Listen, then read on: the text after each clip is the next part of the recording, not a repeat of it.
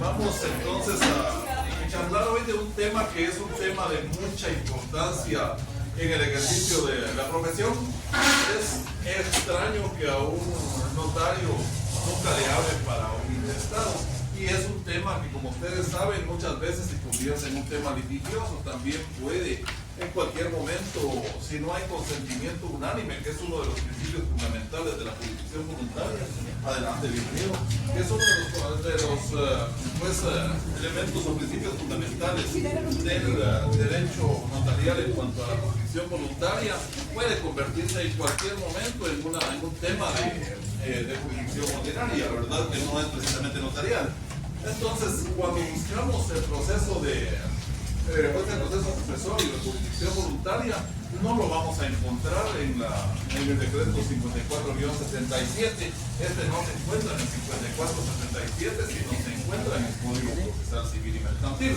Sin embargo, es el mismo código el que nos indica que sí puede el notario seguirlo como proceso de jurisdicción voluntaria, ¿verdad? Eso es importante porque tenemos que tener el asidero legal. Para empezar, como siempre lo hacemos, vamos a hablar de los puntos del programa. Si me permite, voy a apagar un poquito la luz porque me la encendí porque creí que sí iba a ir mejor, pero creo que sí hace falta porque el color azul conroja mucho.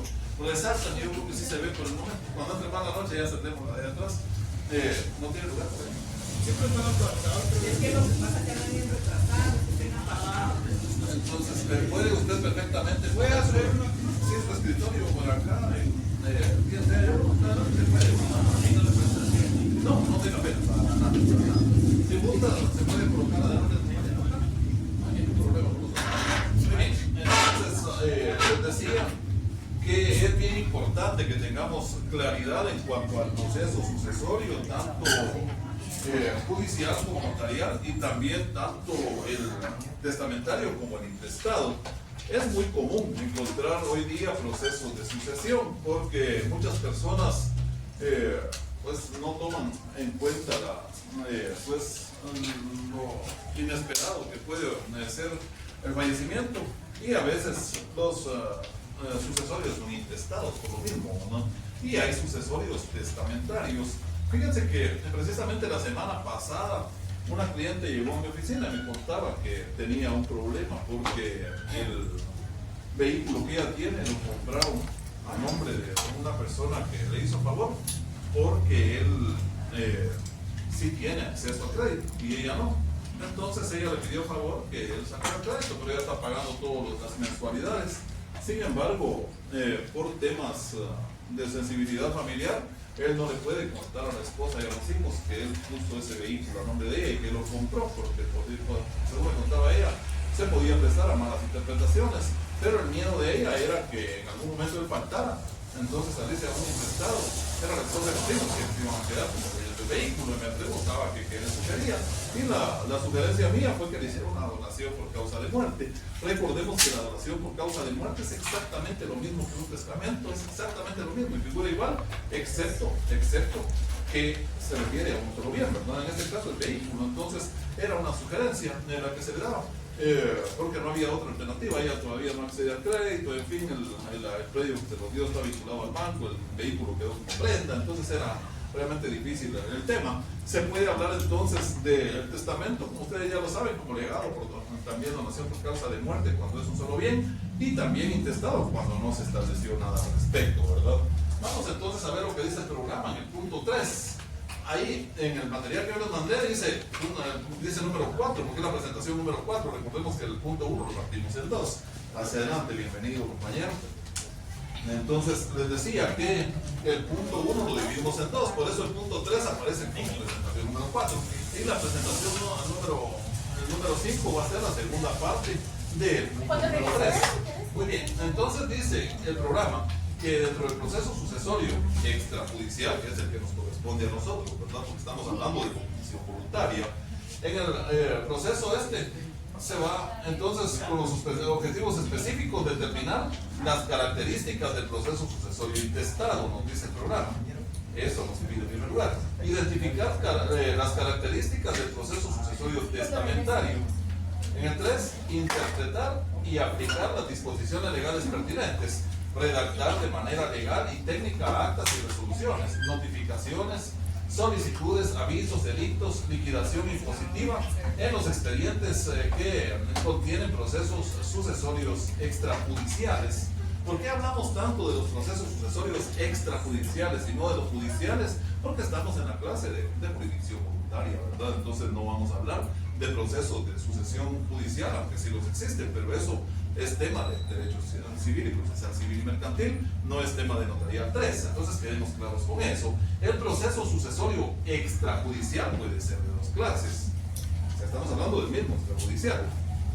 Y el judicial también, pero aquí nos vamos a referir únicamente al extrajudicial, que puede ser intestado y puede ser testamentario. ¿Qué pasa si hay oposición? O sea, si no hay consentimiento unánime, que sí aplican los principios de la 54-77. Recuerda que el principio, dentro de los principios fundamentales, el más fundamental, ¿cuál dijimos que era? El del consentimiento unánime. ¿Qué pasa si no hay consentimiento unánime? Ya sea intestado o testamentario, ¿qué ocurre en ese caso con usted como notario?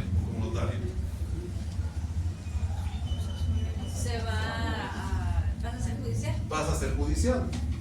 Exacto, como lo dice Francis, pasa a ser judicial. En ese momento usted se abstiene y eso no puede. O sea, desde el momento si llegan las personas, fíjense que queremos iniciar un juicio sucesorio, pero ahí donde mis hermanos están peleando y no quieren nada, ellos no. Entonces, vamos por la vía judicial.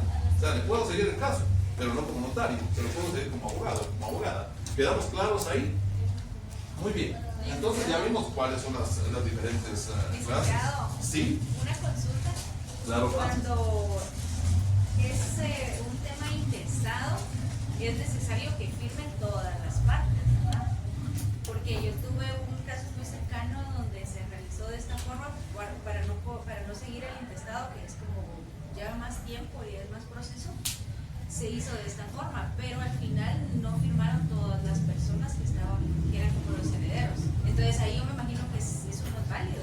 Tienen 10 años para ellos agregarse. Si se quedan calladitos, perdieron su oportunidad. En 10 años se da la prescripción. Entonces, si están todavía, digamos, pendientes, pueden en cualquier momento iniciar su juicio también, agregarse y que en el registro los incluyan como herederos. Si pasan 10 años y no dicen nada, se perdieron. Muy bien, es importantísima la pregunta que hace la compañera. Muy bien, luego de eso, vamos entonces, importante leer artículos 450 al 515 del Código Procesal Civil y Mercantil, porque ahí está contenido todo lo que es la sucesión, o sea, el trámite de la sucesión, tanto testamentaria como intestada. El objeto del proceso sucesorio, tanto testamentario como intestado, dice que el objeto es declarar el fallecimiento del causante o su muerte presunta. Recordemos que por la muerte presunta también puede iniciarse el intestado, aunque no aparezca el cuerpo, ¿verdad? Pero si hay ausencia y después se declara muerto de forma presunta, ya se puede continuar con el intestado o con el testamentario, según sea el caso. En el inciso B, los bienes relictos. Hay después entre paréntesis que son los que quedan al pagar las deudas y cargas del causante, porque estamos hablando de los bienes relictos. Si ustedes se encuentran en el código que dice patrimonio relicto, el patrimonio se compone de bienes, derechos y obligaciones. Ahí sí se incluyen los bienes con deudas o sin deudas. Pero si hablamos de bienes relictos, es porque ya fueron descartadas las deudas que podían tener al respecto.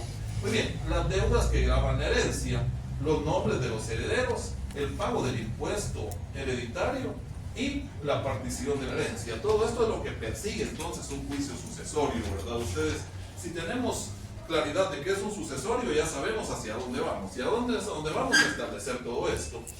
Esto me recuerda a una historia de unos muchachos que están en un sanatorio y el médico era de aquellos que no pueden decir la D, ¿verdad?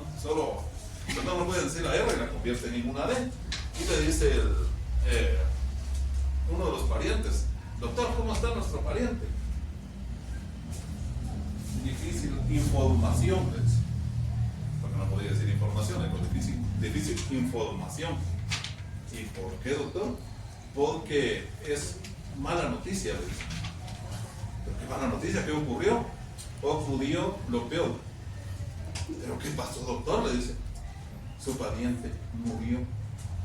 No me joda, ni me jodará, murió. Y ahí empezó el intestado, porque no había dado testamento. Entonces, vamos ahora con los artículos que corresponden al Código Procesal Civil.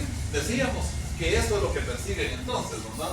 Lo que pretende el intestado. No puede iniciarse el intestado, ni el testamentario. No puede, si no lo dejamos demostrar el fallecimiento del causante o su muerte presunta.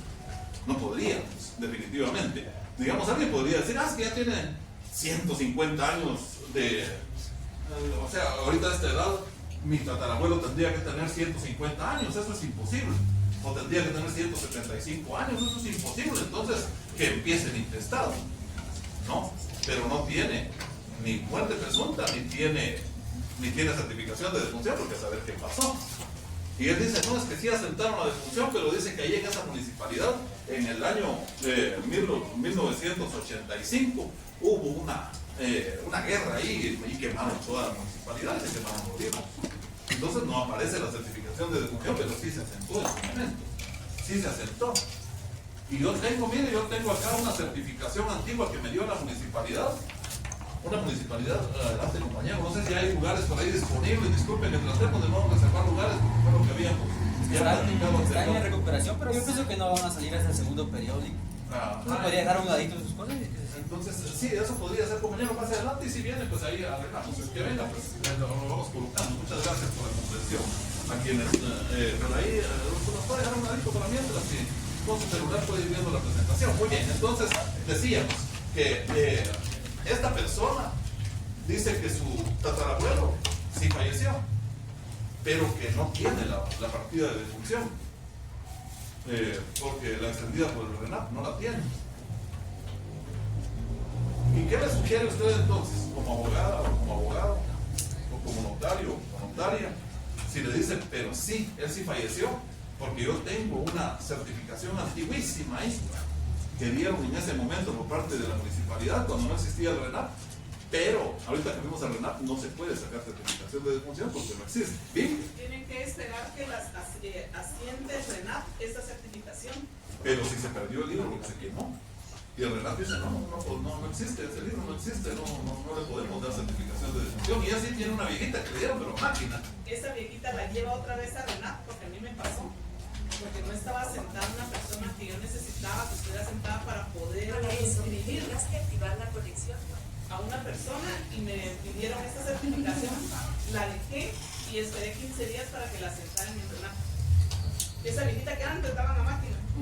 Pero fíjense que posiblemente hayan ellos incurrido en un error ahí, porque ¿qué es lo que el procedimiento de jurisdicción voluntaria nos mandaría aquí en ese caso? Yo no hemos llegado a ese punto, pero sí, en civil ya vieron ustedes más o menos qué pasa, ¿verdad?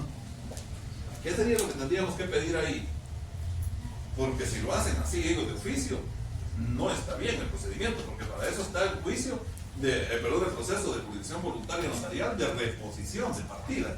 Precisamente con ese documento puede iniciar, pero es un proceso generalmente el que se tiene que seguir.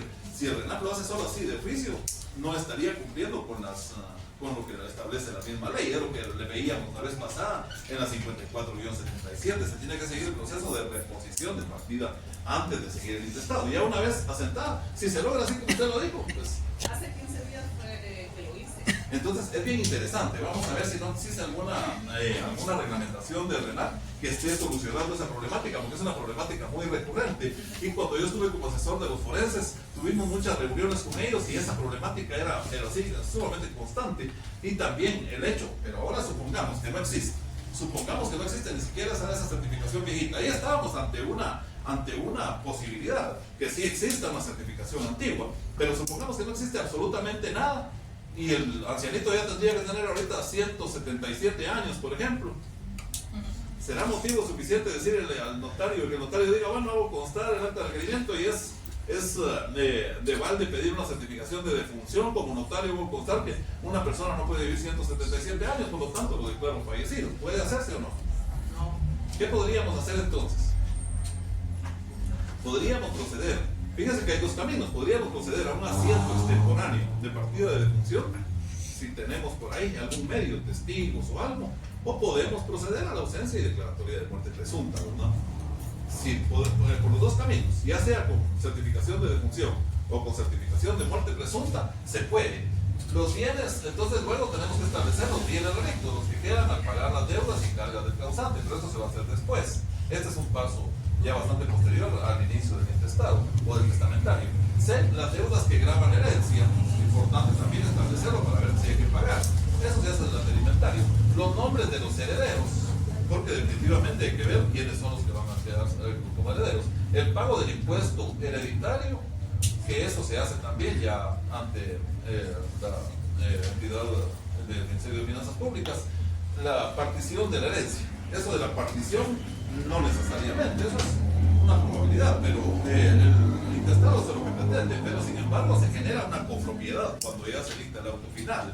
No sé si vamos claros, Vivi. Fíjese, licenciado, que me surge una duda. Por ejemplo, si en el cementerio tienen que tener un registro de las personas que han muerto, entonces de ahí podríamos partir también, ¿o no? Fíjese que es muy lamentable. Es efectivamente, esa es una forma de pedir la reposición de la partida, la reposición de la partida de función. Si es que ellos tuvieran un registro, que se hubiera mandado el registro civil, o bien podríamos iniciar a través de eso un proceso de asiento extemporáneo, porque ahí está la prueba de que sí falleció la persona. Pero les juro, ahí en el caso, cuando estuve con los forenses encontramos problemas, por ejemplo, en un municipio de acá mismo de Guatemala, fuimos al cementerio y ver por el caso de Cristina Cifavisa, estuve en la investigación. Y cuando fuimos al cementerio a pedir los registros para ver si no había entrado XX, porque de pronto hubiera entrado una XX femenina para poder extraer ADN, porque hicimos todo el esfuerzo, pero nos dijeron que no tenían registro.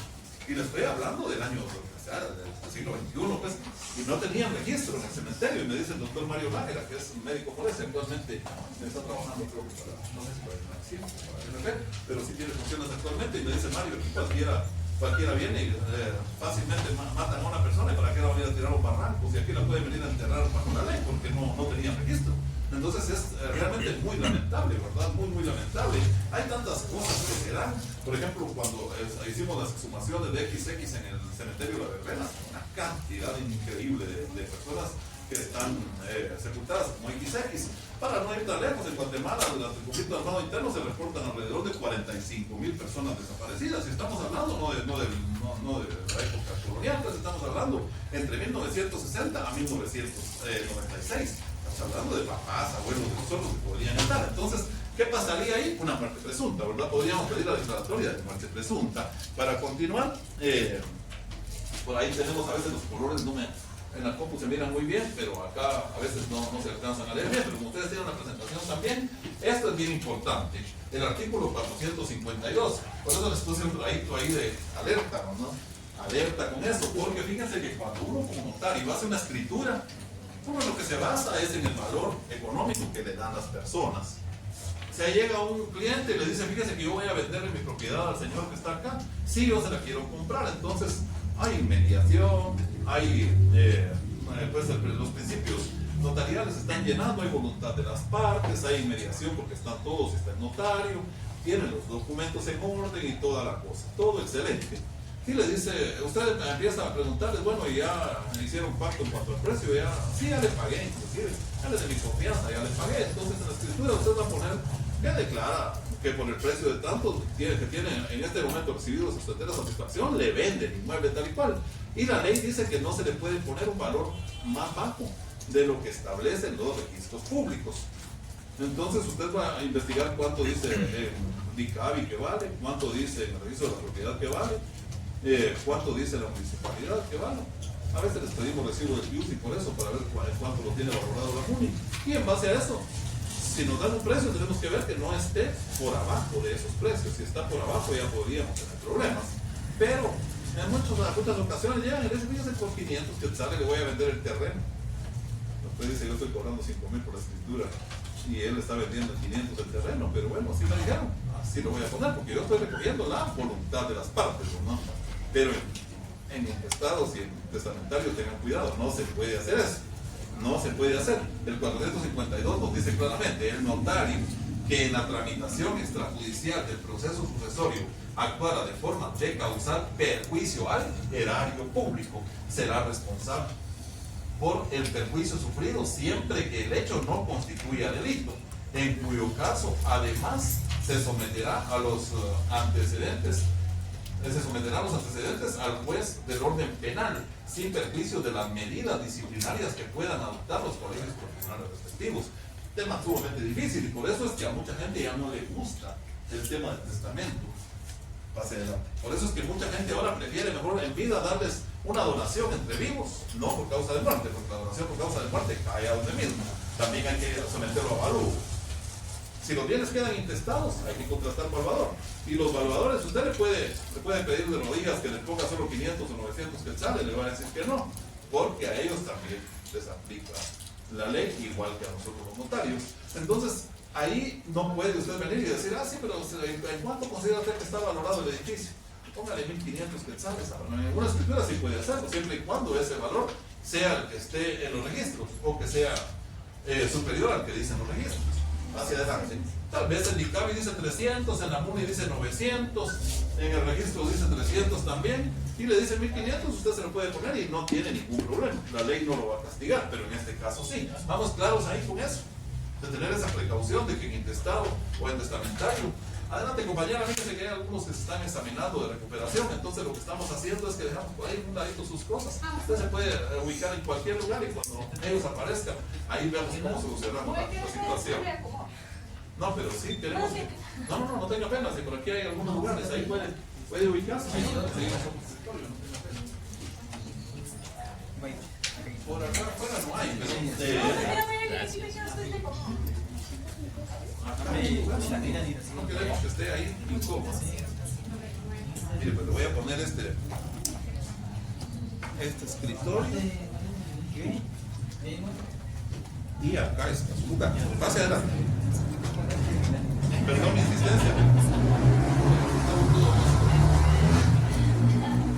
Cuando venga el compañero o compañera, ese va a ser el secretario, porque se lo pusimos ahí extra. Muy bien, no tenga pena. Muy bien, entonces decíamos que esta responsabilidad sí es importante que la tomen en cuenta, es el 452 del Código Procesal Civil y Mercantil. Ahora, esto también, importantísimo, formas del proceso sucesorio, el artículo 453 del Código Procesal Civil y Mercantil. El CPC-IM es Código Procesal Civil y Mercantil, por favor, para si tienen alguna duda. Las formas en que se puede dar un proceso sucesorio son dos: extrajudicialmente, que es el que nos interesa, ante notario, siempre que todos los herederos estén de acuerdo. Ya dijimos que ese es el principio fundamental, ¿verdad? Y luego, judicialmente, radicándolo ante juez competente. Y se puede seguir igualmente, aunque los todos tengan consentimiento unánime, pero si deciden seguirlo ante juez, pueden hacerlo, ¿no? Es opcional, pero es más tardado ante juez. Entonces, aunque hay algunos colegas que sí se tardan demasiado, uno hay que tener cuidado cuando asume compromisos, porque a veces decimos, sí, está bien, agarro su caso. Y luego, como uno llegan algunos clientes y le dicen, fíjense que yo tengo un intestado con su colega, o con su colega ya tiene 10 años y me dice que este año sale, pero siempre me dice lo mismo. Y esto que no ha iniciado todavía. Les juro que hay muchos que 10 años y no han iniciado con el proceso. Porque como todos sabemos, adelante, que es muy largo, entonces a veces se toman mucho el tiempo al respecto, ¿verdad? Muy bien, extrajudicialmente o judicialmente. Extrajudicialmente es lo que nos compete, es lo que nos corresponde, el derecho notarial 3, que es entonces el extrajudicial. Este es el que nos interesa, pero sí queremos claros en que se puede dar de las dos maneras. Muy bien, luego de eso vamos a pasar ahora a esta otra, el cambio de procedimiento.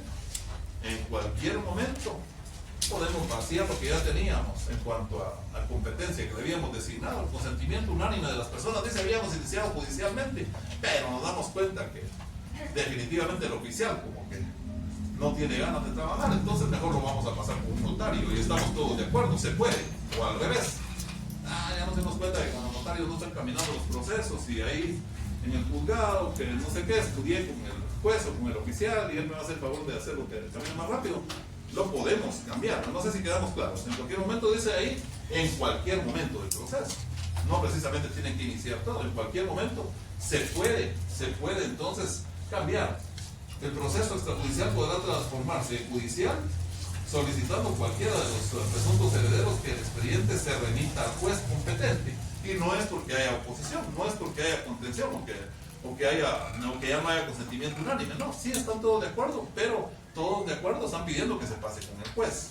Quedamos claros en que no necesariamente tiene que ser porque se rompió el consentimiento unánime, no. Si el consentimiento unánime de todos los herederos es que ahora pase a lo judicial, puede hacerse. Pero también puede suceder el caso contrario, que se inicie ante juez y se solicite el cambio de procedimiento y se traslade a un notario. Aquí el acuerdo de voluntades de todos los que intervengan es esencial. Y eso no lo decimos porque lo estemos inventando, sino que es la legislación, el 454 del Código Procesal Civil y Mercantil. Ahí en esos artículos que les sugerí al principio, que ustedes lean, ahí van a encontrar todo esto, pero es importantísimo que lo veamos en clase porque son aspectos que no debemos olvidar.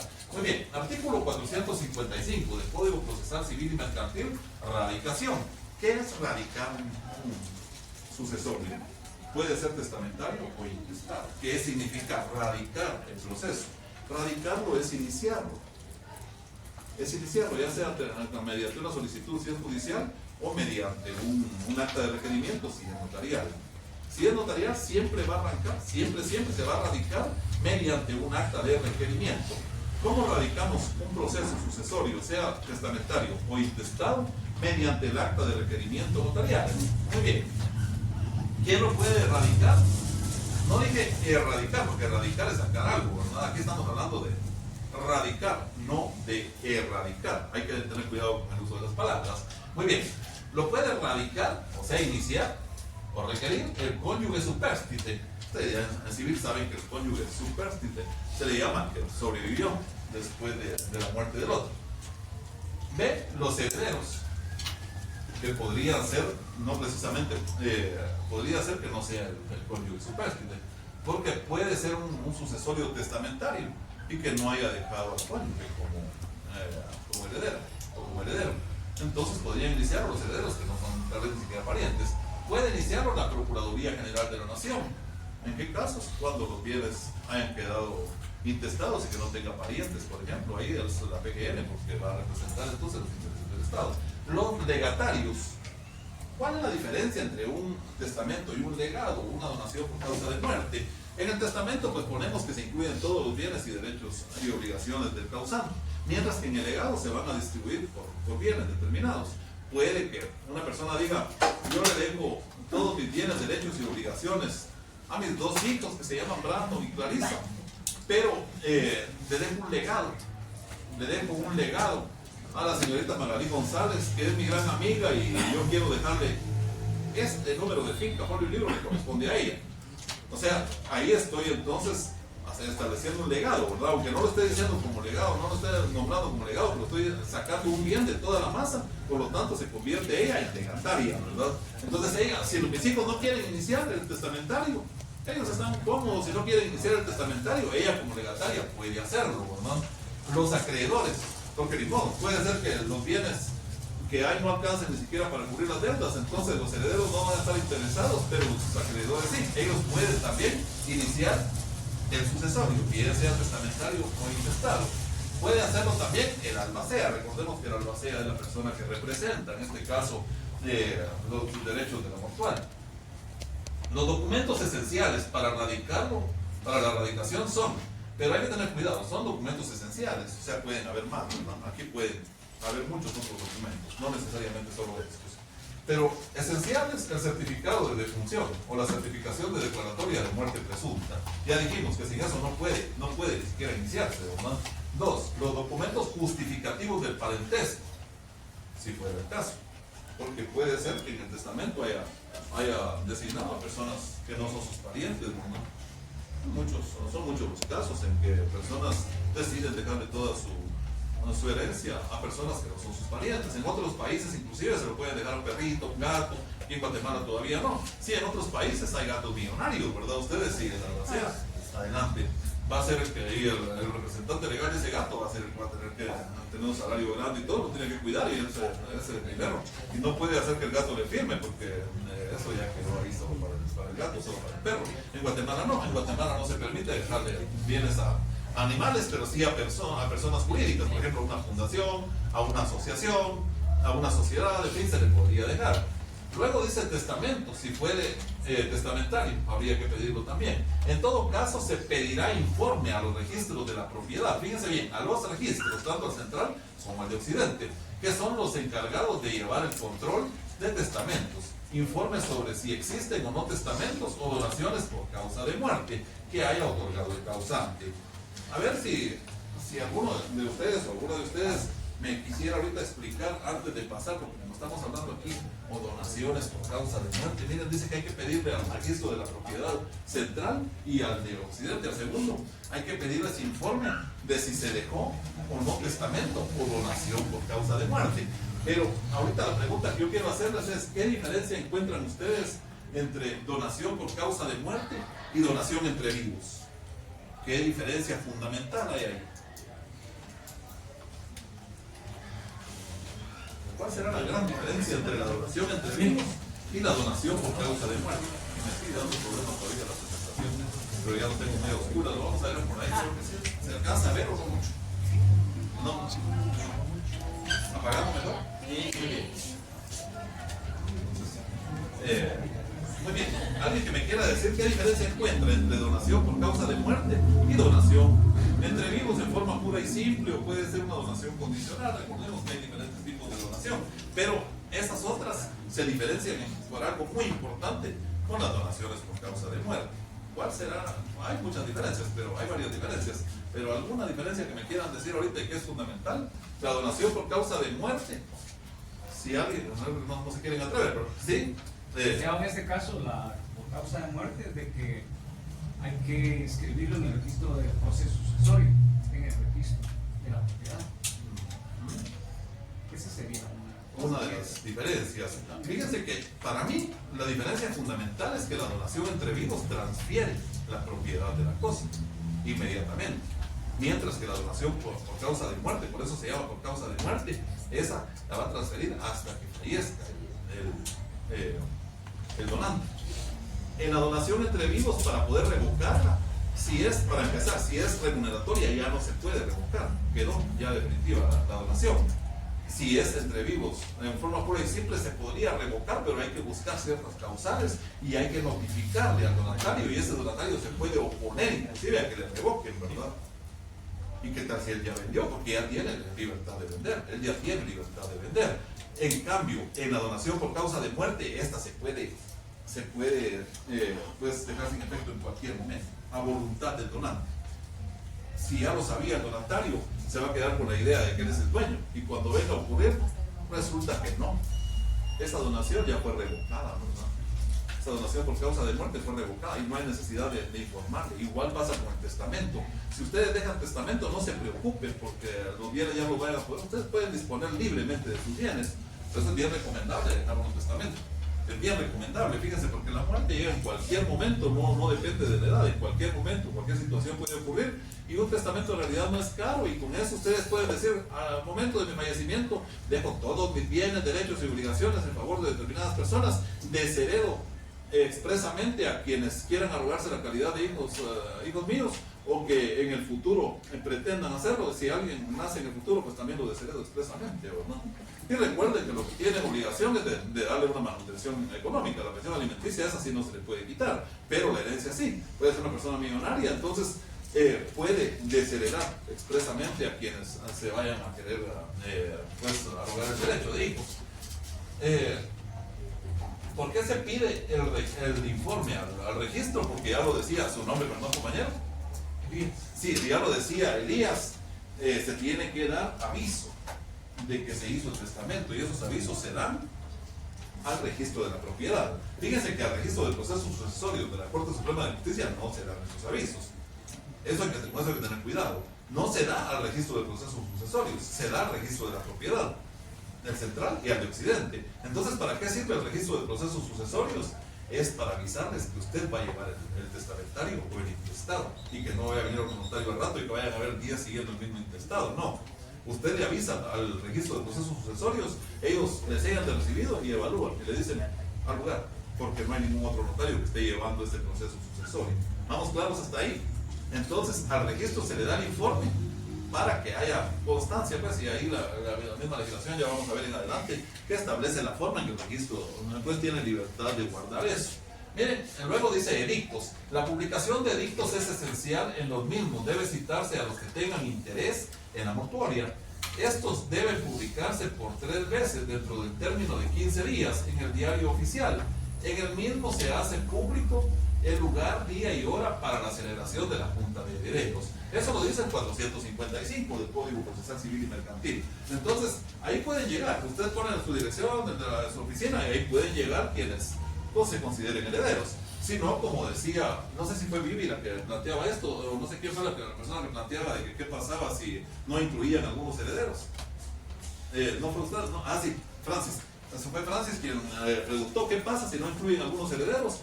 Como realmente uno no se va a poner a leer el diario de Centroamérica todos los días para ver si no hay algo que le atañe a uno, es muy difícil, ¿no? Pero como esa es la forma que la ley establece que se va a hacer la publicidad del acto administrativo y voluntarial en este caso. Entonces esa es la forma, ¿verdad? Esa es la forma de que las personas estén enteradas, ya sea que se entere por el diario, o porque el notario lo dijo en una reunión, o porque alguien lo comentó. De cualquier manera pueden acercarse, ¿verdad? Pero si no se acercan en ese momento, pueden seguir su sucesorio posteriormente, ¿verdad? Y agregarse o sacar, ya sea que se agreguen, porque también tengan igual derecho, pero si tiene mejor derecho, sacan a la persona que se había quedado como heredero. Supongamos que alguien así muy fuerte dice, fíjese que falleció mi hermano, ya no tenía hijos usted, y mis papás ya murieron, éramos solo 2 hermanos, y él no tuvo hijos, ni tuvo pareja, y usted mira que sí, en efecto es soltera la persona. Tenemos un problema con eso. La tesis de mi hija creo que va más o menos en relación a eso, la obligación que debe existir de que el RENAM le ponga una anotación en la partida de nacimiento a cada persona de cuántos hijos ha tenido. Facilito, porque ahora con la tecnología, bueno, para reconocer a un hijo, que anoten en la partida de nacimiento, porque hasta la fecha no hay. Se saca una partida de nacimiento y dice si es casado o no, pero no dice si tiene hijos o no, no lo dice. Entonces, ¿qué pasa si el hermano llega y quiere pues argumentar que él es el único heredero? Bueno, y lo inscribe porque se sigue el proceso, los hijos no aparecieron. Y 5 años después aparecen. No solo ellos no se van a agregar, ellos van a sacar a su tío. Ellos lo van a desconocer como heredero y entran ellos, porque los hijos, según en la ley, ya lo vamos a ver después, tienen preferencia en cuanto a esto, ¿verdad? Ya vamos a ver, es interesante. Aquí no es derecho civil, entonces no quiero detenerme a despejar algunas dudas. Voy algo rapidito con esto, porque estos son principios generales que son para notarial 3, pero son cosas que ya vieron ustedes en procesal civil. Sin embargo, como aquí ya estamos aterrizando en derecho notarial, en procesos de jurisdicción voluntaria, sí es necesario ver esto, porque aquí lo estamos viendo desde la óptica del proceso de jurisdicción voluntaria. Únicamente por eso lo estamos viendo. Participación de la PGN en procesos sucesorios es parte en todos los procesos hasta que se haya declarado quiénes son los herederos. Es el representante de los herederos ausentes mientras no se presenten, acrediten su representante legítimo, al igual que a los menores o incapaces que no tengan representante. Igualmente representa al Estado y a las universidades en caso de herencia vacante. Recuerden ustedes que eso a uno generalmente lo sorprende bastante cuando uno lee en civil, que le dicen, es que a la hora de no haber un testamento y no tener parientes, eso le toca al Estado y a las universidades, pero no dice a las universidades públicas, dice a las universidades, o sea, las privadas también tienen derecho de heredar al momento de que una herencia se declare vacante, ¿verdad? Es interesante, es un dato realmente bastante curioso, porque no tendrían por qué las universidades privadas, pero la ley en ese sentido lo dejó así. No me he enterado si hay tesis al respecto, que sería un muy buen punto de tesis. Me imagino que ya debe haber alguien que ya lo sacó, pero no se lo voy a sacar el agüita. Les decía, entonces, son temas importantes, pero que sí requieren también el análisis que debemos hacer al respecto. Muy bien, adelante, compañero. Muy bien, estamos entonces ahora con el proceso sucesorio extrajudicial intestado. Vamos a iniciar ahorita con otro tema. Quiero que quede bien claro, todo lo anterior se refería al sucesorio en general, tanto testamentario como intestado. Eran principios para ambos procesos. Ahorita vamos a entrar a una de las dos clases. Recordemos que puede ser testamentario o puede ser intestado, ¿verdad? Y también puede ser de dos clases. Puede ser, en cuanto a quién lo va a seguir, puede ser judicial o puede ser notarial. Pero cualquiera de los dos, ya sea judicial o notarial, puede ser intestado o puede ser testamentario. Espero no nos confundamos con estos términos.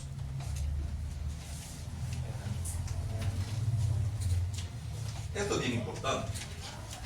A mí me parece realmente bastante fundamental entender con claridad que son 3 fases las que tiene el proceso sucesorio. Estamos hablando del intestado. Por ahora el proceso sucesorio intestado tiene 3 fases. La fase notarial, que es la que se va a desarrollar en su oficina, ¿verdad, licenciada? En su oficina, ¿verdad, licenciado? Ahí va a llegar Yasmin y les va a decir, bueno, fíjese que mi esposo falleció y tengo un hijo menor y quiero iniciar el intestado. Como ya le había platicado antes, ya habíamos chateado y usted me dijo que le trajera la certificación de matrimonio, la certificación de defunción y de nacimiento de mi hijo. Aquí está la certificación de nacimiento de Sorullo y mi certificación, no sé si se llama mi certificación de matrimonio y la certificación de defunción de él. Muy bien. Entonces, ahí empieza la fase notarial. Y vamos, ¿cuál va a ser el primer paso que va a seguir notarialmente hablando en cuanto al proceso? ¿Cómo se le va a llamar a ese momento en que el notario está elaborando el acta de requerimiento? ¿Qué es lo que están haciendo en ese momento? ¿Qué es lo que están haciendo con el sucesorio intestado? ¿Lo están qué? Radicando. Están radicando el intestado en ese momento.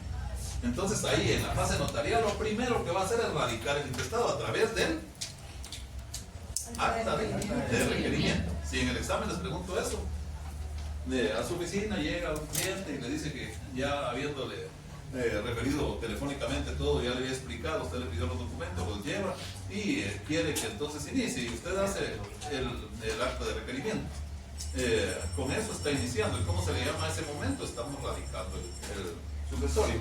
Muy bien, entonces la fase notarial. La fase administrativa va a ser en donde ya usted sale de su oficina y va por allá entonces a realizar los actos que la administración pública exige para un sucesorio.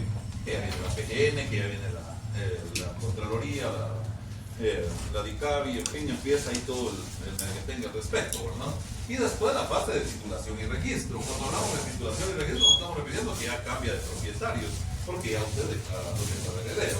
Muy bien, entonces, pero esto es solo para tomarnos una idea, de cuáles son las tres fases.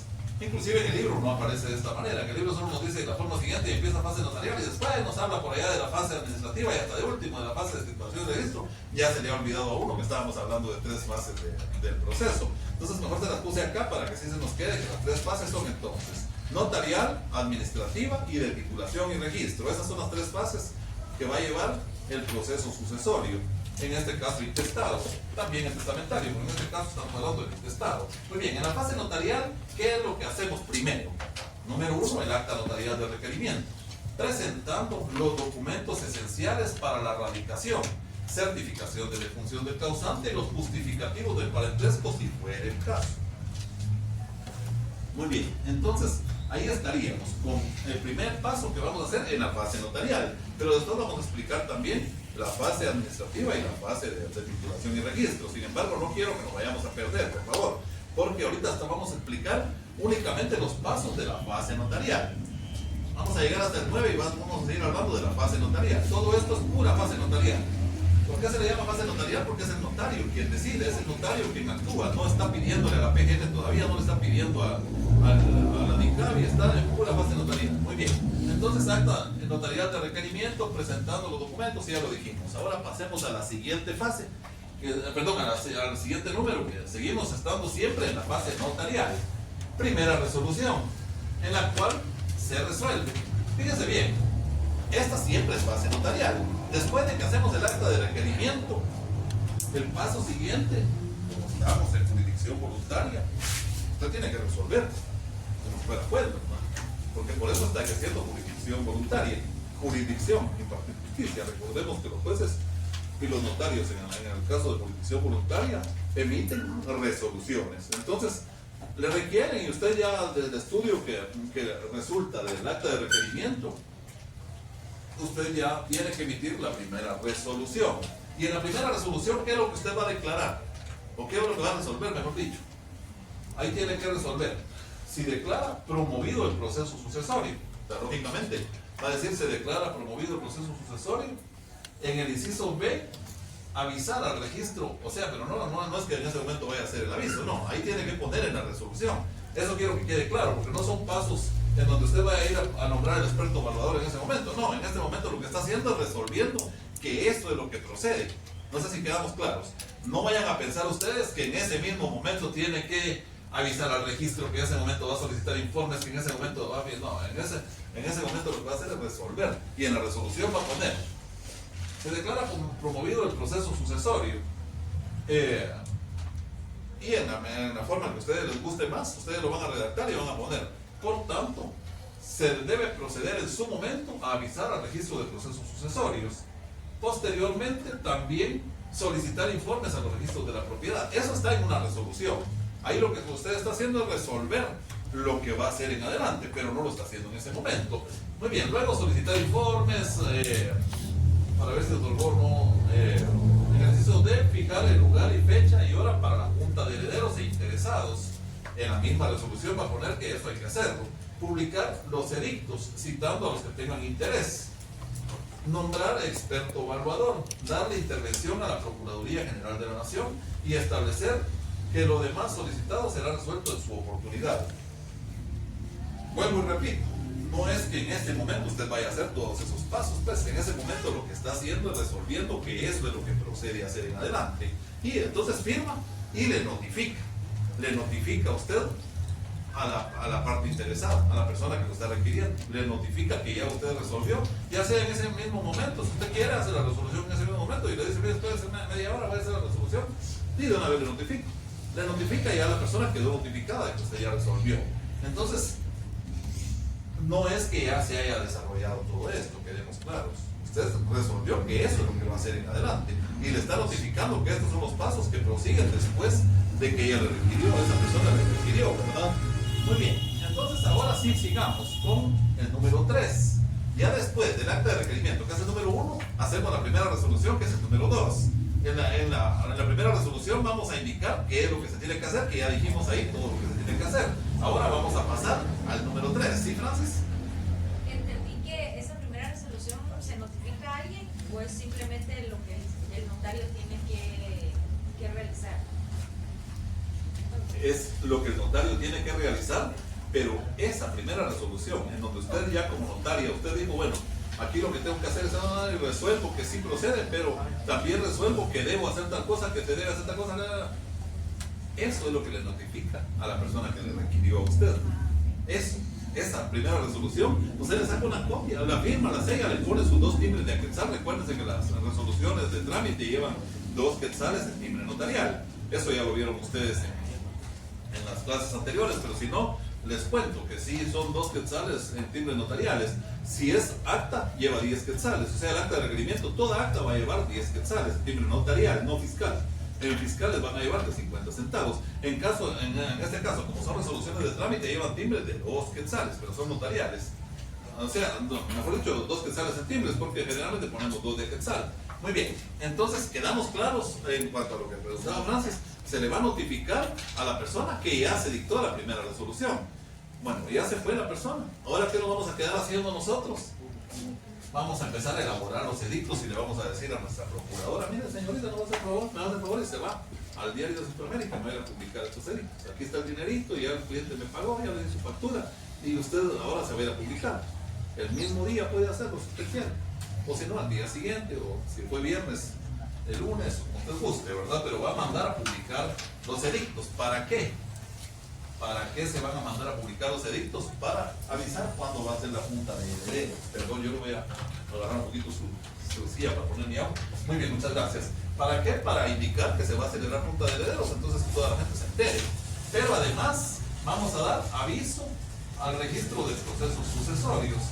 Este no se encuentra ordenado en el Código Procesal Civil y Mercantil, sino que en una ley posterior, el decreto 7375 del Congreso de la República, que crea el registro de procesos sucesorios adscrito a la Secretaría de la Corte Suprema de Justicia, con el objeto de llevar un control de los procesos sucesorios radicados para evitar duplicidad. Sin el comprobante de haber cumplido con este aviso, no se puede dictar el auto final. Y alguien me podría decir, pero usted nos acaba de decir que ese aviso no se daba al registro de procesos sucesorios, que se daba al registro de la propiedad. Momento, lo que se da al registro de la propiedad es el aviso de haber elaborado un testamento o una donación por causa de muerte. Eso es lo que se da al registro de la propiedad y no acá. Acá, ¿por qué le estamos dando aviso? Porque estamos iniciando con el proceso sucesorio. ¿Quedamos claros? Ya le estamos diciendo, miren señores de la Corte, si hay algún otro notario aparece, ahí me hace favor de decirle, Nel Pastel, aquí usted ya no cabe porque aquí hay notario designado y hay profesional que está llevando el caso. ¿Vamos claros hasta ahí? Muy bien, quedemos bien claros. En este caso, fíjense que esto no lo manda el Código Procesal Civil y Mercantil, lo manda el 7375 porque se daba ese problema. Antes de ese decreto se daba ese problema, que habían 3, 4 notarios siguiendo el mismo proceso, ya fuera intestado o testamentario. Ahora entonces llega a esa institución el aviso de que yo voy a seguir un testamentario, por ejemplo, o un intestado. Ellos tienen la obligación y ahora con la computadora pues inmediatamente revisa con el nombre del causante Por ahí tienen que empezar. Si es un homónimo, para eso están los números de DPI, de partidas de nacimiento también, ¿verdad? Entonces, ahí se va a indicar si ya se inició o no se ha iniciado. El mismo debe enviarse dentro de los 8 días siguientes contados a partir de la radicación.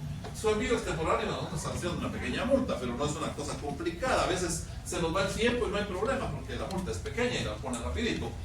El 5, solicitud de informes a los registros de la propiedad. O sea, es importantísimo. ¿Por qué le pedimos informes a los registros de la propiedad? Y tiene que ser a los dos. Porque recordemos que cuando se hace un testamento, el notario tiene la obligación de enviar aviso, no solo al de la propiedad de aquí de la zona central, sino a los dos. Fíjense que hay clientes que le dicen a uno, pero ¿por qué le va a mandar a Shela si vaya? Ni sueño con tener propiedades. No, aquí en Guatemala tengo solo una mi casita ahí en el barrio y eso es todo lo que tengo. Usted no se preocupe. No, no es que el cliente quiera o que yo quiera. La ley me está diciendo, el Código Procesal Civil establece, el Código Civil establece que tiene que darse ese aviso. De conformidad con lo establecido en el Código de Notariado, artículo 45, los notarios al autorizar testamentos o donaciones por causa de muerte deben dar aviso al registro de la propiedad, institución encargada de llevar el registro de testamentos y donaciones por causa de muerte. Fíjense que siempre que hablemos de testamentos van a encontrar ustedes que dice también o donaciones por causa de muerte. Recordemos que es lo mismo un testamento que una donación por causa de muerte. Pero ya dijimos anteriormente que la gran diferencia es que la donación por causa de muerte engloba solo un bien, ¿verdad? Solo un bien, en cambio el testamento engloba todo. También existen los legados que son también individuales, pero están dentro del testamento. Entonces la donación por causa de muerte no está dentro del testamento. Si estuviera ahí sería un legado. Entonces, si todo, dice la ley, que si toda la masa hereditaria se divide en legados, los legatarios van a actuar como herederos, no como legatarios, porque entonces ahí todos los bienes quedaron distribuidos. Eso quiere decir que tiene 3 hijos y le dejó una casa a uno, otra casa al otro y otra casa al otro. Fueron 3 legados, pero van a actuar como herederos porque es todo el patrimonio que tenía la persona, ¿verdad? Entonces no hay legatarios, sino que todos son herederos, aunque se haya establecido como legados.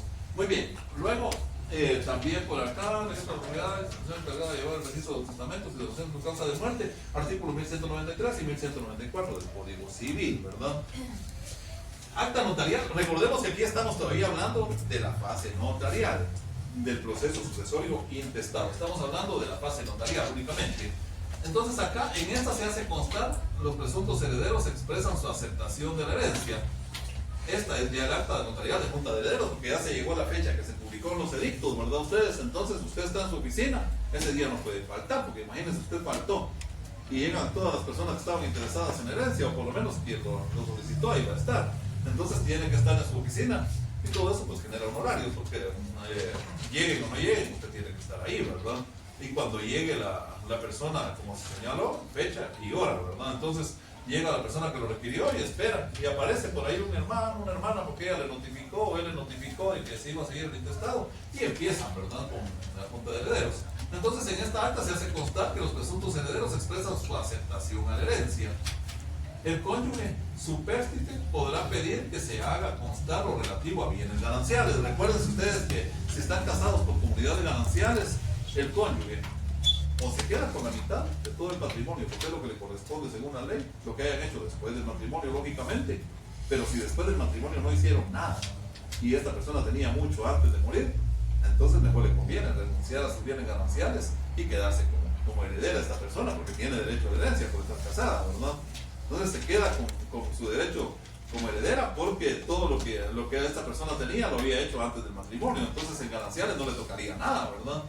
Le conviene más renunciar a sus gananciales. En cambio, si es al contrario, si no tenía nada antes de casarse y lo hizo todo después del matrimonio, entonces sí le conviene, porque le toca la mitad. Ya no, tiene 10 hijos el causante, ¿o no? Tuvo 10 hijos, supongamos que era el varón. Entonces, o la mujer, pero tendría que irse en partes iguales si se declara heredero. En cambio, si se declara como interesado en gananciales, va a ser así la situación, se le tiene más cuenta.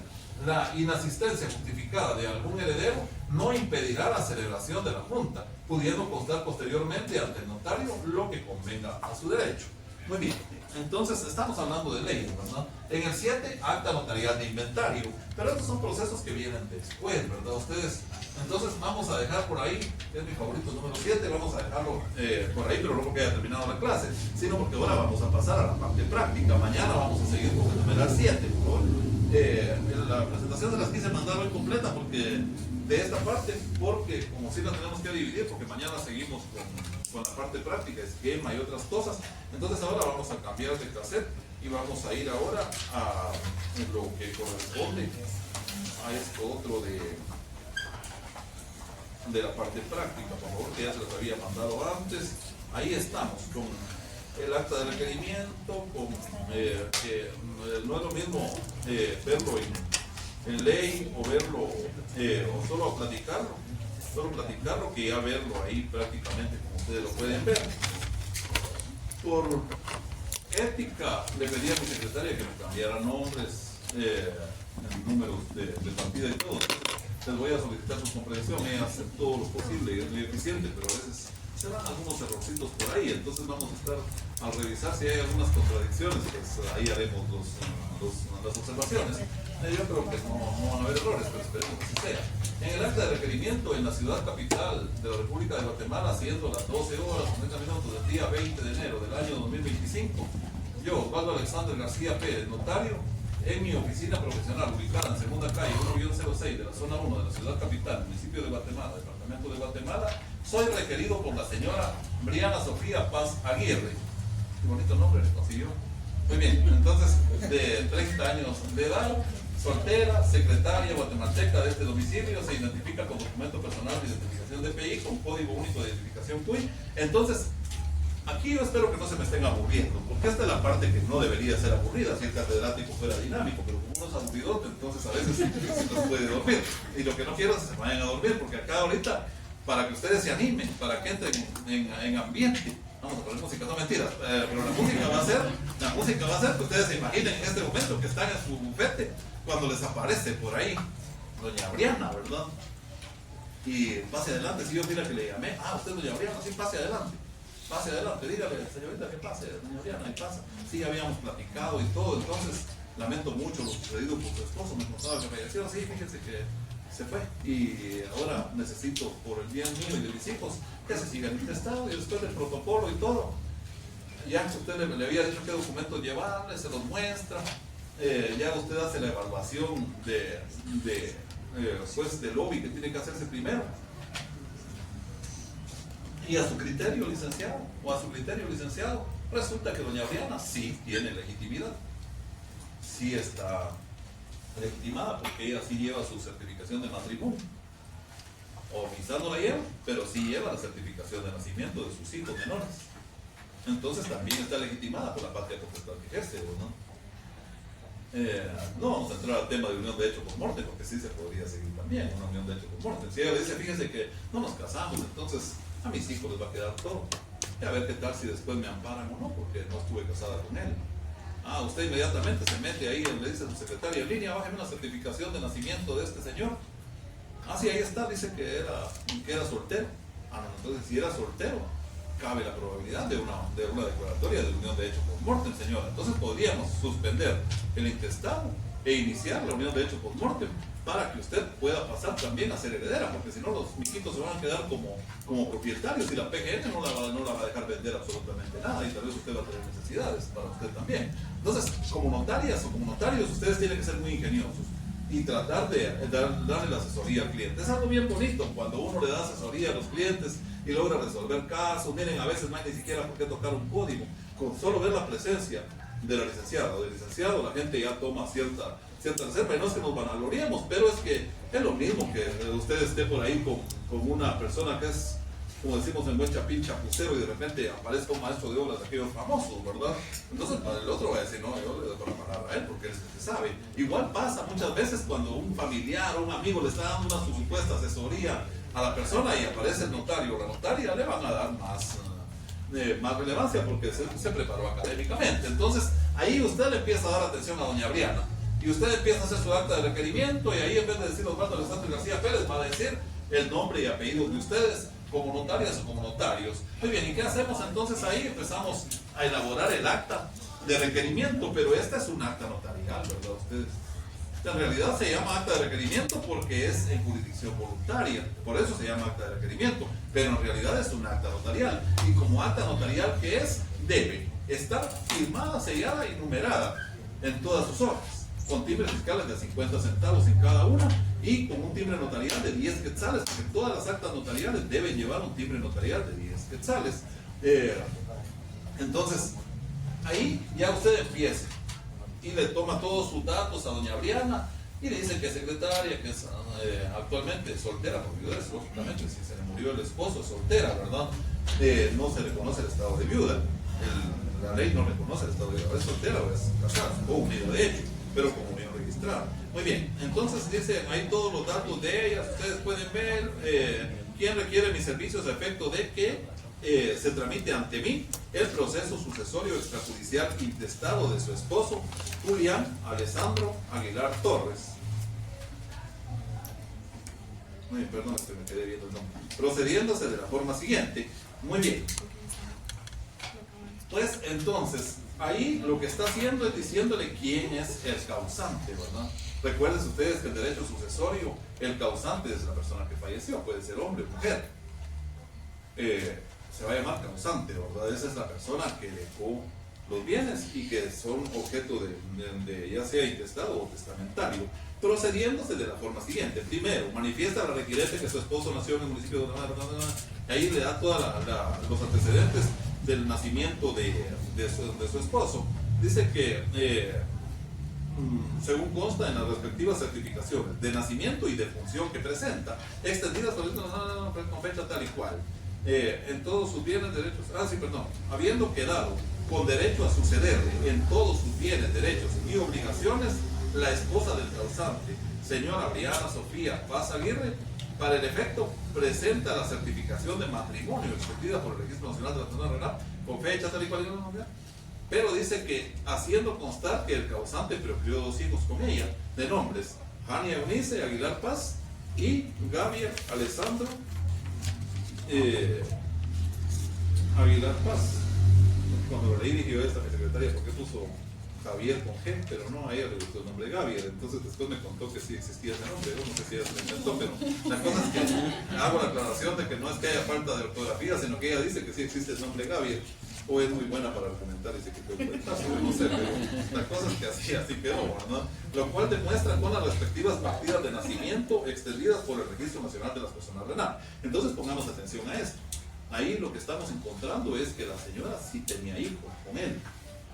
Ahora yo les pregunto, puro derecho civil, pregunta de privado, ¿qué pasaría si doña Briana llega a contarle que sí, le demuestra que estuvo casada con él, pero que no tuvieron hijos? ¿Es ella la única heredera? ¿O qué pasaría ahí? Sí está casada, pero no tuvieron hijos. ¿Es ella la única heredera? ¿O qué pasa ahí? Cuéntenme ustedes. Si en privado les preguntan eso, ¿qué dirían? No les corresponde a los padres. Exacto. Entonces dice la ley que si no tuvieron hijos van a compartir la herencia, ella con los ascendientes, ¿verdad? Entonces es importante que eso es derecho civil, era solo una, a veces hago unos paréntesis ahí para motivarlos un poco, que ustedes concatenen las ramas del derecho. Hay que concatenar las ramas del derecho. Fíjense que cuando uno va a hacer, por ejemplo, una escritura de identificación de persona, error grave no agarrar el código civil y ver qué es el nombre. Si lo saben de memoria, qué bueno, pero si no, cada vez que les llegue a ustedes una escritura o un proceso, hagan sus leyes y pónganse a revisar, porque a veces uno confía mucho en su memoria y a veces uno puede estar equivocado. Yo recuerdo el caso de un amigo que me decía, es que se murió el señor, pero lo bueno es que dejó un mandato. Me dijo, entonces vino la señora ahorita y ella va a vender, porque ella es la mandataria y ella va a vender todos los bienes. Imagínate si no hubiera dejado mandato. No le digo yo, pues el mandato termina con la muerte. No, me dice, ya había hecho las escrituras, mi colega, ¿no? Ya las había hecho. El mandato termina con la muerte. No me dices, ¿dónde te fundamentas? Yo no me voy a fundamentar, anda a buscarlo vos. Si vos me dices, vos tenías razón, me dijo, aquí está el artículo, el Código Civil, y ahora ya hice las escrituras. ¿Y ahora qué hago? Rescindirlas, le digo yo. Rescindirlas y que inicien con el intestado, porque si no, en los testamentos se pegó la cosa.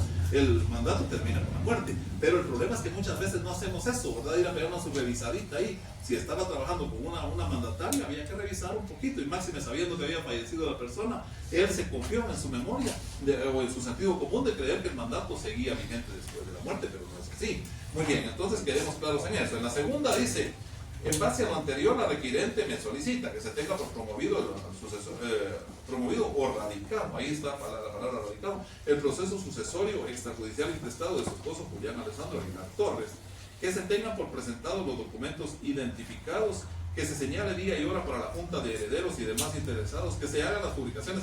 Y si se dan cuenta, compañeras y compañeros, lo que se está haciendo aquí en el acta de requerimiento, ¿en dónde más lo habíamos visto hace un rato? En la primera resolución. Si se dan cuenta ahí en la parte final del acta de requerimiento, lo que estamos haciendo es señalando todo lo que después vamos a resolver. Dentro de un ratito lo vamos a resolver y le vamos a dar copiar y pegar, y todo eso es lo que voy a poner en la resolución, que es lo que voy a hacer. Me lo voy a facilitar y ahí mismo me lo puede, le voy a notificar a ella. Elaboro una pequeña notificación y que me la firmen y por el expediente.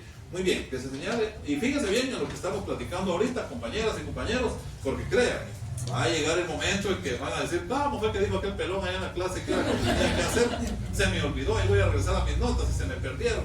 Entonces, así tener en el sentido común qué es lo que hay que hacer y todo les va a servir. En un momento determinado les va a servir bastante. Puede ser que también de pronto les sirva como personas interesadas en seguir el intestado, porque les hayan dejado ahí una millonaria herencia. Uno nunca sabe, ¿verdad? Se casan ahí con alguien que ya esté más allá que acá, que se tengan presentados los documentos identificados.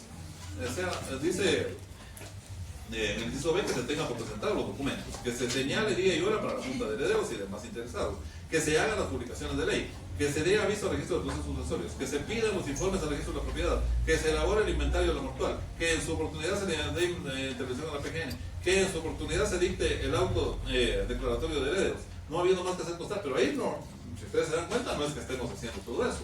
En el acta estamos diciendo qué es lo que procede. Y después en la primera resolución es justo eso lo que vamos a resolver. Vamos a decir, bueno, que ya se resuelve esta situación.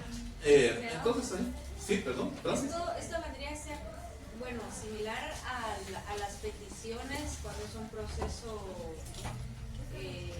judicial, dice usted. Exacto. Exacto, porque recuérdese que las peticiones es en las que se va a basar el juez para después resolver, ¿verdad? ¿Y qué va a hacer el juez? Va a resolver. ¿Y qué va a hacer el notario? Va a resolver, o la notaria va a resolver, pero sobre su misma acta de requerimiento. Y fíjense que radicar un intestado es bien importante.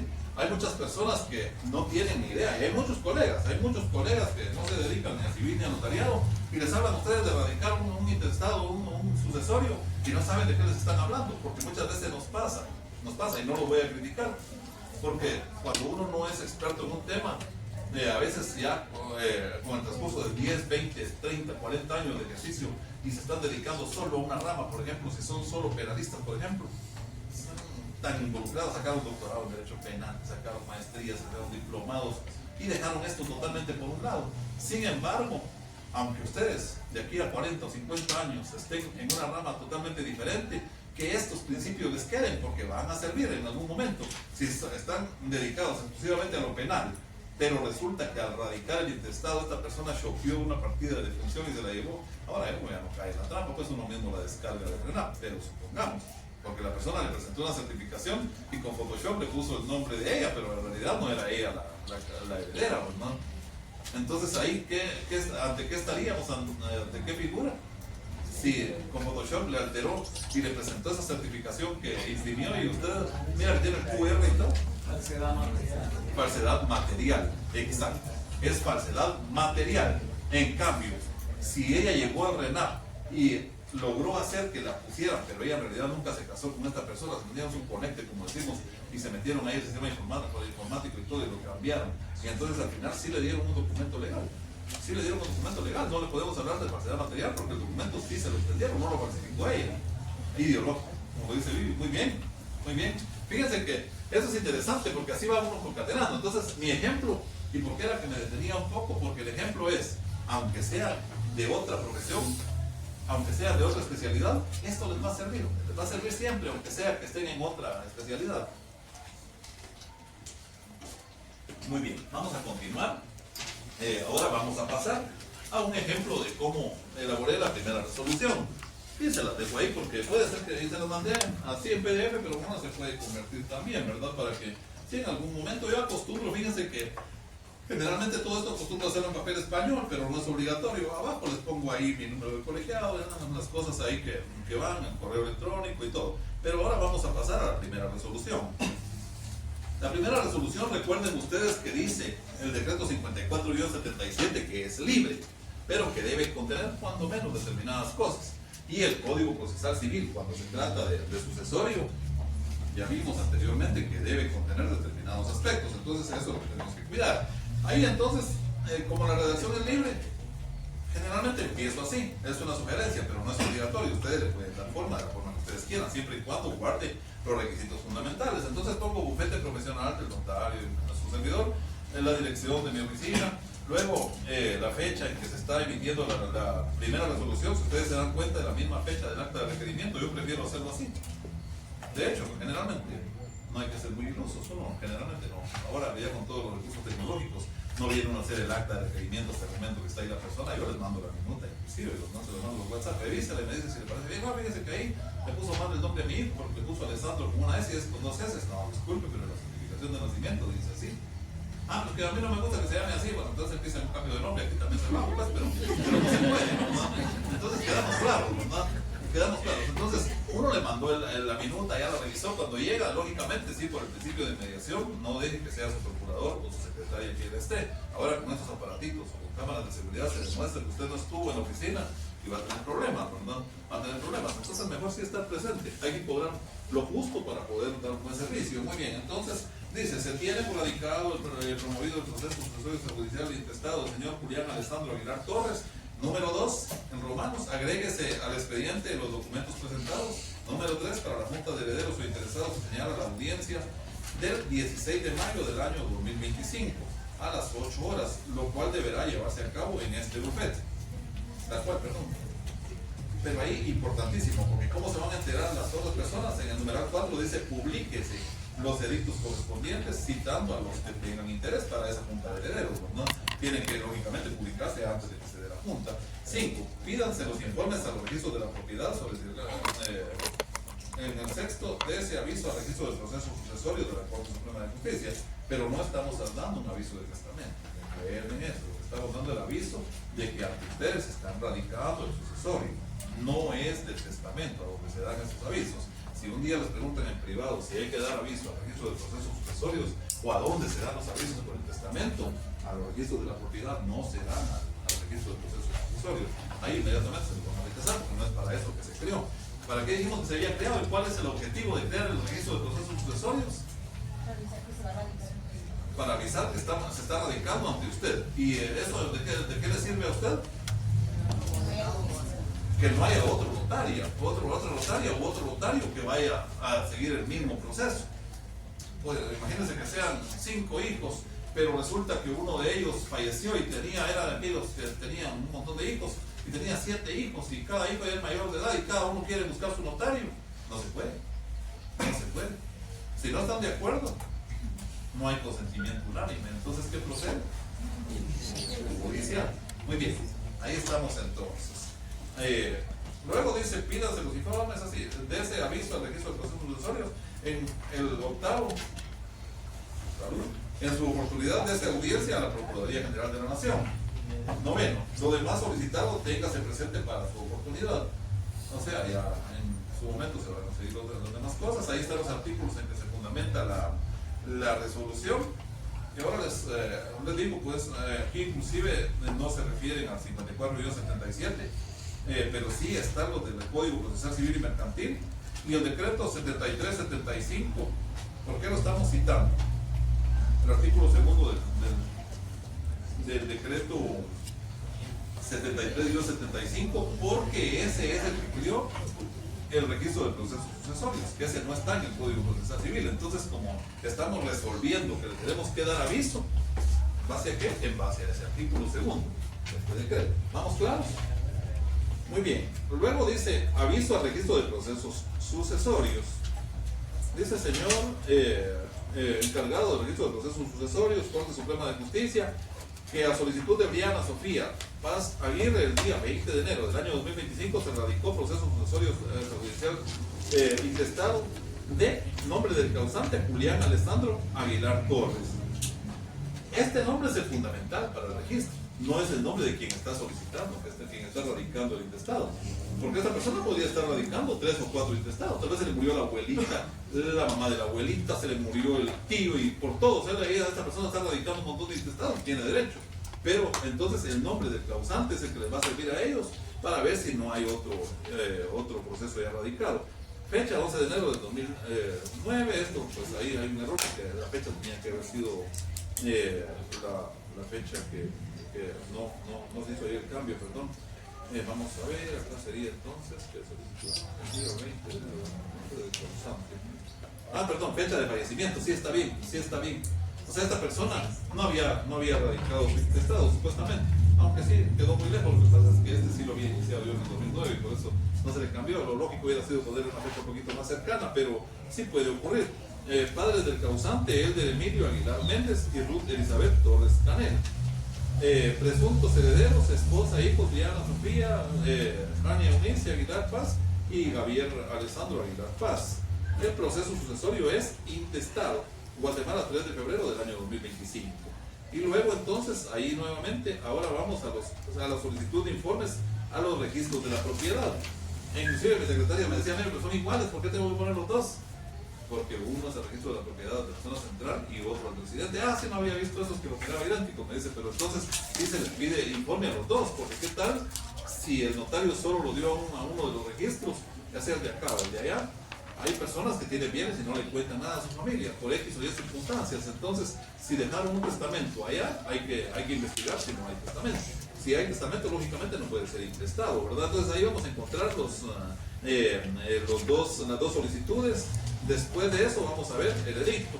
Y miren, el edicto es pequeñito, porque lógicamente lo que queremos es ahorrar dinero. Entonces lo hacemos lo más breve posible. Y como ustedes pueden ver, ahí está el edicto que usted como notario, como notaria va a mandar que se publique.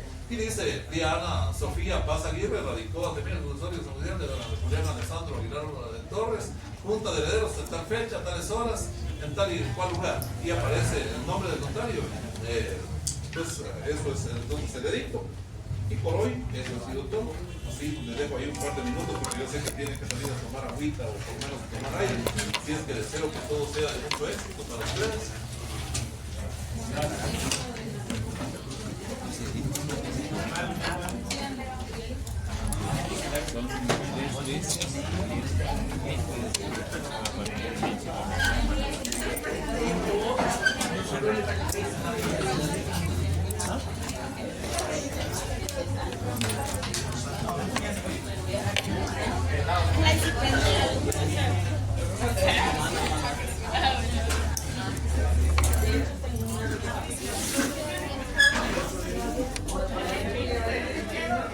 Compañera.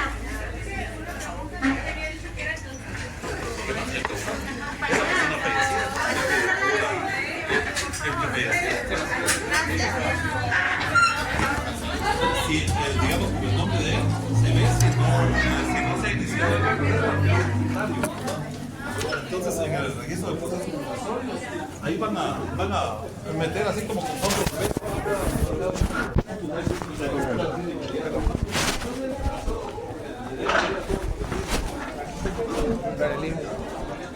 Dice Fernando, Calidano, ¿está bien la gente?